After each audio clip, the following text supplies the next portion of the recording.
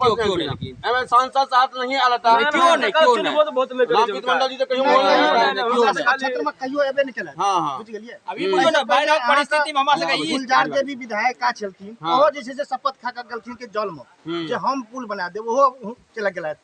तकर बाद से रामकृष्ण मंडल तो एबे नहीं केल हम ऐसे पहले देवेंद्र यादव छल वो कहलक जीतेंगे हारेंगे हम पुल बना देंगे ओहो जैसे ठेक के चल गए अखन जैसे शिला मंडल है 2020 में आबि सर्वे क्या के सर्वेक्षण क्या के जे पुल बन जात अहाँ के 24 छियै अगला साल चुनाव हेतै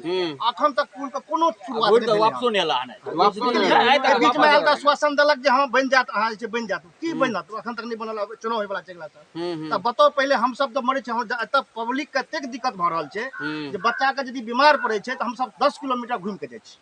कते समस्या छै गाड़ी घोड़ा के साधन नहीं छै एकटा पुल चारों ओर पुल बन गेलै अब 5-10 किलोमीटर पूरब बन गेलै हन कोसी बेल्ट में बन गेलै हन दक्षिण बन गेलै उत्तर बन गेलै लेकिन हमरा